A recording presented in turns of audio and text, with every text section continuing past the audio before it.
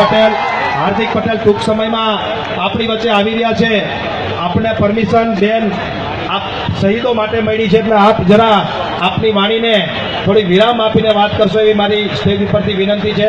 શ્રી રેશમાબેન, આજે જ્યારે મંચ રાષ્ટ્રભક્તિ, દેશભક્તિ અને વીર રસથી તરબોળ એવા પરિવારથી સુશોભિત છે, એવા પરિવારથી રંગાયેલો છે, ત્યારે અહીંયા જે જનમેદની ઉમટી પડી છે એમાં પણ મને એ જ રાષ્ટ્રભક્તિ અને એ જ રંગમાં રંગાવાની આપણે સૌને જે મોકો મળ્યો છે એવા શહીદ વીરોને આપણે સૌ દિલથી યાદ કરીશું। આ શહીદ વીરોને આપણે શ્રદ્ધાંજલિ આપીશું। આ પરિવાર ચાહે બોર્ડર પર લડતા આપણા એ વીર સીમાડે જે આપણા દેશની ધડકન બનીને લડતા એ ફૌજી વીર જવાન હોય કે સમાજ માટે લડતા એ વીરલાઓ હોય, એ શહીદો હોય, આ લોકોની શહાદત, આ લોકોનું બલિદાન આપણે કોઈ ક્યારે પણ નહીં ચૂકવી શકીએ।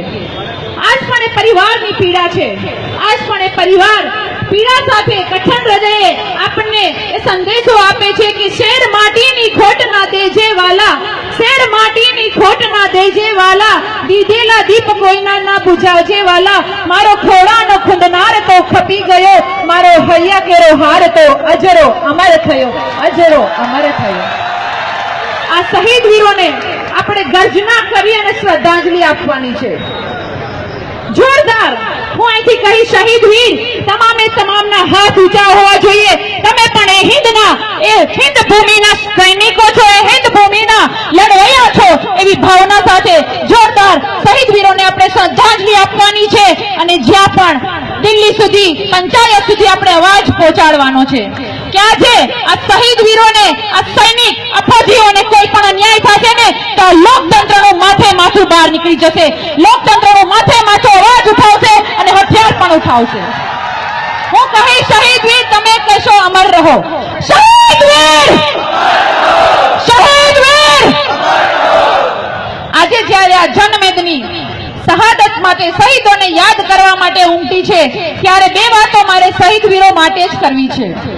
આ મંચ પરથી કોઈ પણ રાજકારણની વાત નથી, પરંતુ મને ભેદભાવ નથી સમજાતો, મને ભેદભાવ નથી સમજાતો કે જ્યારે લોકશાહી દેશમાં હત્યાઓ થાય છે, જ્યારે લોકશાહી દેશમાં અત્યાચાર થાય છે, ત્યારે આપણે કોને જિમ્મેદાર ઠેરાવવા, ત્યારે આપણે ગાળો કોને આપવી?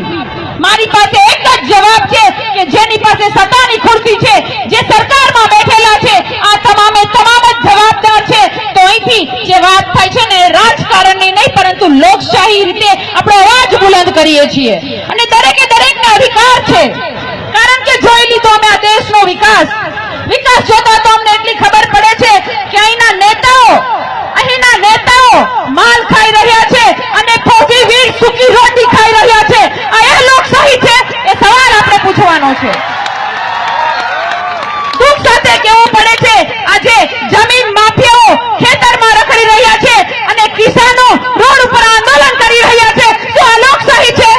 આ સવાલ આપણે પૂછવાનો છે, અવાજ આપણે ઉઠાવવાનો છે।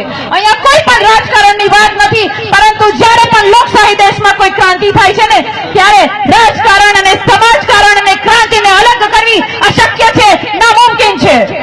મારા વડીલો, મારી વીરલાઓ, મારા માતાઓ, આજે મારે તમને એક જ સંદેશ આપવો છે કે આપણે સર્વ જ્ઞાતિએ સાથે મળી આ હિન્દુસ્તાની બની અને લડવાનું છે।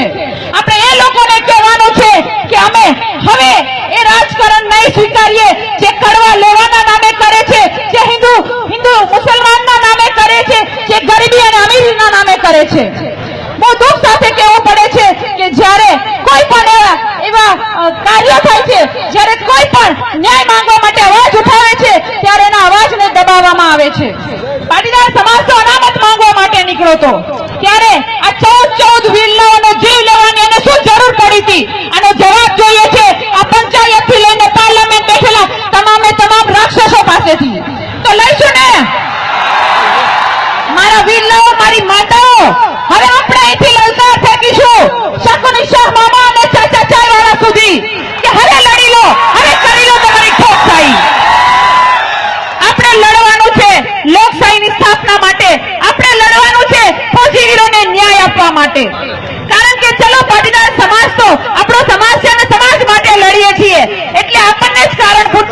છે, પરંતુ ફૌજીવીરનો શું ગુનો છે?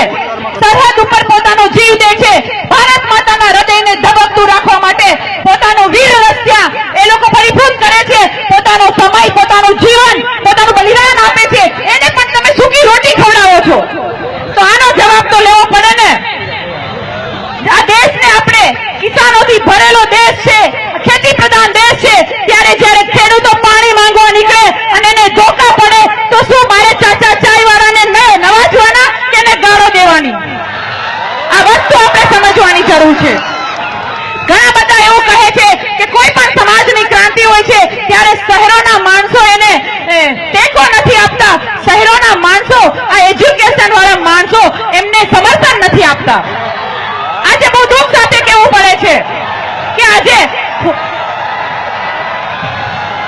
લાગે છે કે હાર્દિકભાઈ આવી ગયા છે અને આપણે એવા જ હાર્દિકભાઈને વધારવા માટે જોરદાર જય સરદારનો ગુંજનાદ કરીશું. જોરદાર જય જય સરદાર.